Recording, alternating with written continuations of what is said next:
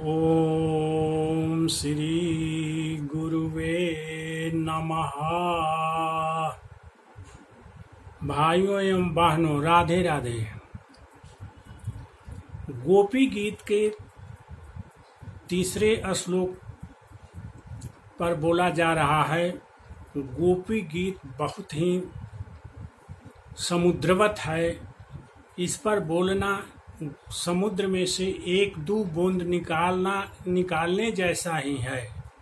जैसे समुद्र में से एक दो बूंदें निकाल ली जाएं, उसी तरह से गोपी गीत के ऊपर बोलना है।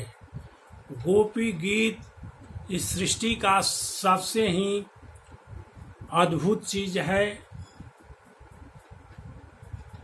और इस पर बड़े बड़े विद्वान महर्षि ऋषि भी बोलने में अपनी असमर्थता व्यक्त करते हैं।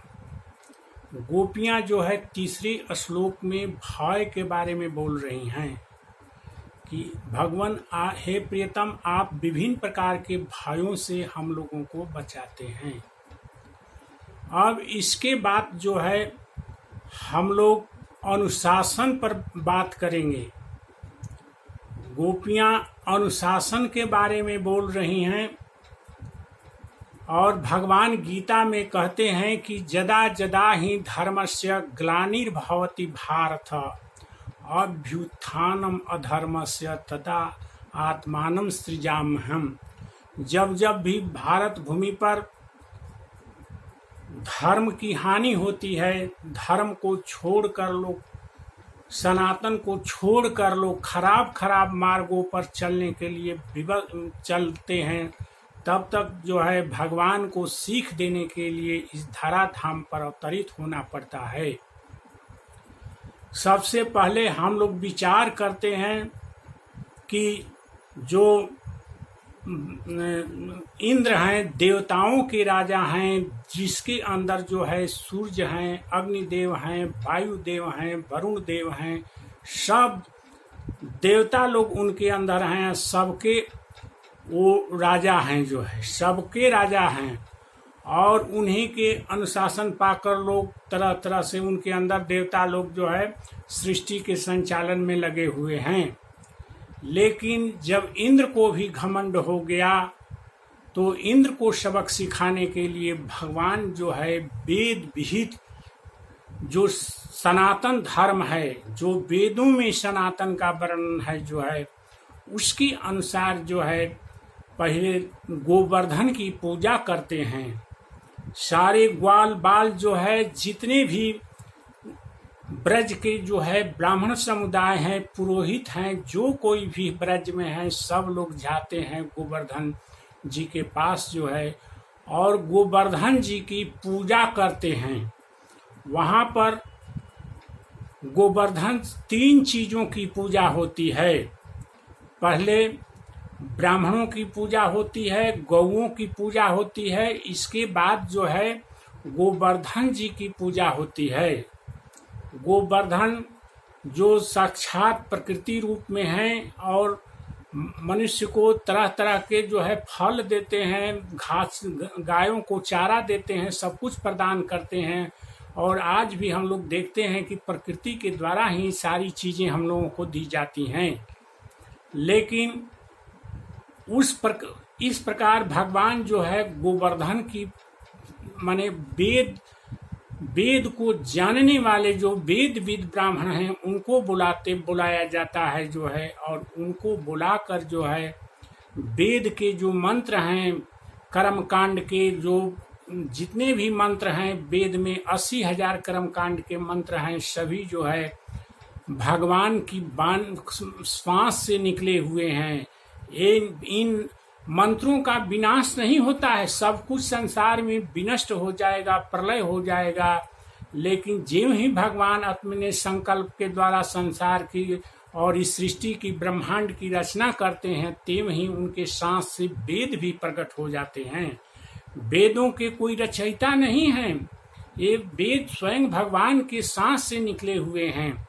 और इस पूजा का आयोजन जो है संसार को सीख देने के लिए भगवान कर रहे हैं कि देखो तुम सब जो है सनातन में कैसे विश्वास करेगा, किस तरह से संसार में जो सनातन का विश्वास, सनातन में विश्वास नहीं करता है, सनातन का विरोध करता है, वह कैसे जो है भ्रष्ट हो जाता है, कैसे विनष्ट हो जाता है। इसी बात का उदाहरण जो है भगवान प्रस्तुत कर रहे हैं। स्वयं भगवान अपनी उपस्थिति में जो है ब्राह्मणों को बुलाते हैं। उस समय जो है ग्वालों के जो है पुरोहित थे, ग्वालों के पूजा पाठ कराने का काम करते थे जो है शांडिल्य मुनि जो है, और एक गर्गाचार्य थे जो है, गर्गाचार्य जो है कंस के पुरोहित थे। इस प्रकार ब्राह्मणों में 3 गोत्र हैं जो है गर्ग, गौतम, शांडिल्य गोत्र जो है मेन 3 हैं, और तो ऐसे और भी हो सकते हैं लेकिन मेन 3 ही हैं जो है। तो शांडिल्य मुनि भी आए होंगे उस पूजा पाठ को कराने के लिए, क्योंकि बालों के जो है और ब्रज के जो है सबसे मेन पुरोहित जो है मेन शांडिल्य मुनि ही थे जो है। तो ऐसे ऐसे मुनि लोग आए जो है, और सर्वप्रथम वहाँ पूजा की सब सामग्रियां जुटाई गई हैं, जैसे दही हुआ, अक्षत हुआ, जौ हुआ, सभी प्रकार के सामग्रियों को जो वेद कह रहे हैं वेद के अनुसार जुटाई गई जो है। गंगा जल नहीं उपलब्ध था, तब भगवान कृष्ण जो है अपने मन से कहे कि हे गंगे तुम यहाँ प्रकट हो, मैं तुम्हारे जल की इस पूजा में आवश्यकता है। तो गंगा वहाँ प्रकट हो गई। आप लोग जाके देख सकते हैं वहाँ ब्रज में जो है शिव गंगा, जहाँ गोवर्धन की पूजा हुई थी, उस स्थान को आप लोग देख सकते हैं। शिव गंगा आज भी लोग दर्शन करते हैं, उसमें स्नान करते हैं। इस प्रकार से 3 चीजों की पूजा वहाँ होती है। बिल्कुल ही वेद विधि से की गई पूजा जो है, वेद विधि से पूजा की गई। पहले ब्राह्मणों की पूजा की गई, इसके बाद जो है गायों की पूजा की गई, इसके बाद जो है गोवर्धन जी की पूजा की गई, और तीनों की पूजा करने के बाद जो है वहाँ पूजा कराने वाले ब्राह्मणों को जो है दक्षिणा दिया जाता है। वो दक्षिणा में गौएं दान दी गई जो है, और बहुत ग्वाल बाल जो है विभिन्न प्रकार के द्रव्यों को दान कर रहे हैं ब्राह्मणों को जो है। इस प्रकार से पूजा पाठ होने के बाद जो है अब गिरिराज जी को जो भोग लगाया गया है, और उसके पहले जो है ब्राह्मणों को खिलाने पिलाने के बाद जो है सबसे पहले क्या किया जाए, चंडालों को भी नहीं बख्शा जाता, चंडाल को भी खिलाया जाता है, इवन कौवा को भी खिलाया जाता है। इस प्रकार हमारे सनातन में जो वर्णन है, उस वर्णन के तहत हूबहू जो है उन्हीं मंत्रों के साथ जो कर्मकांड में वर्णन है जो है, और यही चीज जो है संसार में अनुशासन बरतने के लिए काफी आवश्यक है जो है। जो इन चीजों से भटक जाता है वो अनुशासन विहीन हो जाता है। फलतः संसार में अनेक प्रकार के मार काट और हिंसा की भावनाएं पैदा हो जाती है। लोग दिन भर इधर उधर की, आज इसी सनातन का हम देखते हैं कि ऐसा अधर्म आ गया है कि लोग सनातन का विरोध कर रहे हैं। कोई रामचरितमानस की प्रतियां जला रहे हैं, कोई गीता जो भगवान कृष्ण के द्वारा बहुत ही दिव्य उपदेश दिया गया है, उस दिव्य उपदेश को भी लोग कहते हैं कि यह तो हिंसा का ग्रंथ है, हिंसा का ग्रंथ है जो है। और कुछ लोग जो है सनातन को ही खत्म करने की बात कर रहे हैं, जैसा कि आज हम लोग टीवी न्यूज़पेपरों में भी देखते हैं। लेकिन भगवान शुरू में यह संदेश दे रहे हैं कि अगर इस तरह से जो है जो बनाया गया शास्त्र विहित जो नियम बनाए गए हैं, अनुशासन बनाए गए हैं, अगर इन अनुशासन में नहीं चलेंगे तो संसार में जो है तरह तरह की आपदाएं आएगी, विपत्तियां आएंगी, आपस में मार काट खून खराबियां मचेगी जो है, और कहीं भी शांति नाम की चीज नहीं रहेगी। और उस समय देवताओं के राजा जो थे वो इंद्र थे जो है। इंद्र को सब का संचालन करना था, तो इंद्र में भी अपने ऐश्वर्य का बहुत भारी घमंड हो गया था जो है। तो भगवान ही देवताओं को भी बनाए हुए हैं, और उन देवताओं के घमंड को चूर करने, इंद्र के घमंड को चूर करने के लिए भगवान के द्वारा यह लीला रचित की गई इंद्र को सबक सिखाने की दृष्टि से जो है। लेकिन जब इंद्र देखे कि हमारी पूजा नहीं हो रही है वहां, तो हमारी पूजा के स्थान पर जो है गोवर्धन की पूजा हो रही है, ब्राह्मणों की पूजा हो रही है, गायों की पूजा हो रही है, जो पूजाएं शास्त्र विहित हैं और सनातन के अनुसार हैं। तो अब इंद्र जो है जिस तरह सनातन के विरुद्ध आज जो चलने के काम कर रहे हैं, उसी तरह से इंद्र भी इस चीज को जानते हुए भी जो है इसके विरुद्ध काम करना शुरू कर दिए।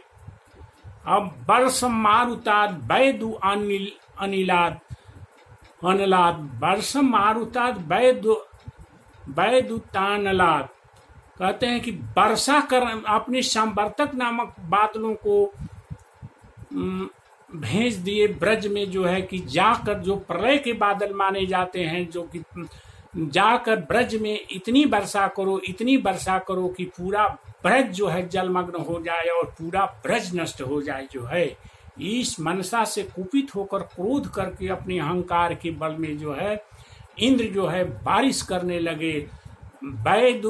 वर्ष मारुतात और जोर जोर से आंधियां चलने लगी।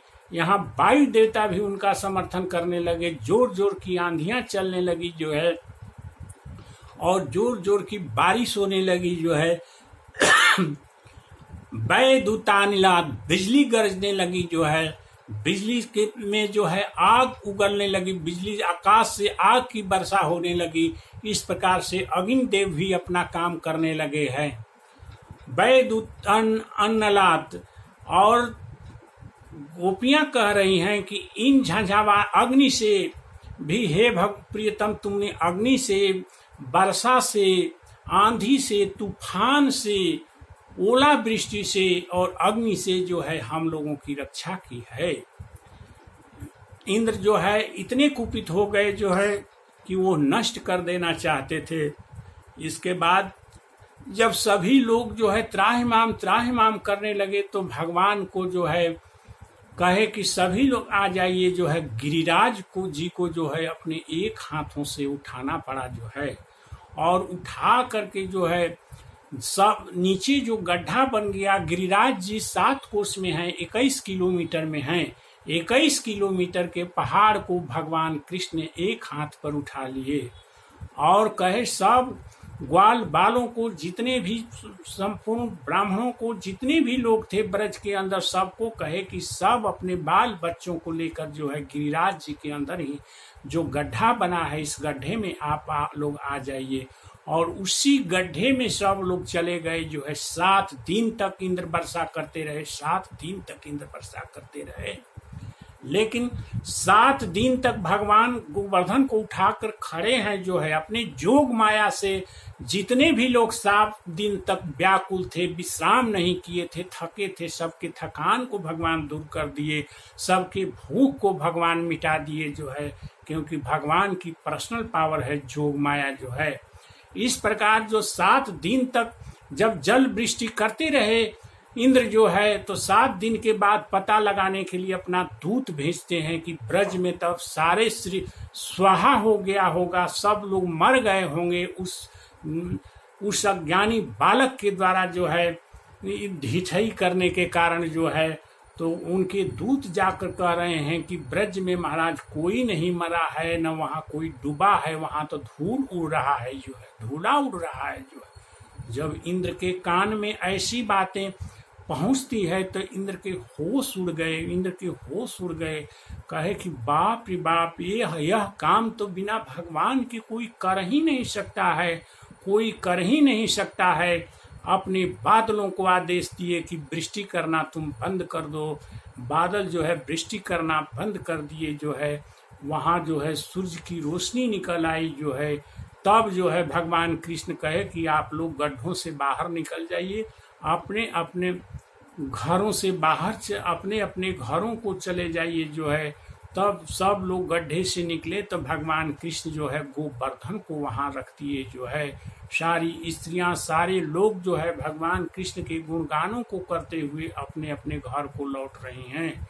इस प्रकार से हम देखते हैं कि सनातन का कोई भी हो, पहले तो देवताओं को सबक सिखाए, भगवान इंद्र को सबक सिखाए जो है, और यह दुनिया का भी के लिए भी सबक है कि जो सनातन का विरुद्ध करेगा, जो सनातन की को मिटाने की कोशिश करेगा, वह स्वयं स्वयं ही मिट जाएगा।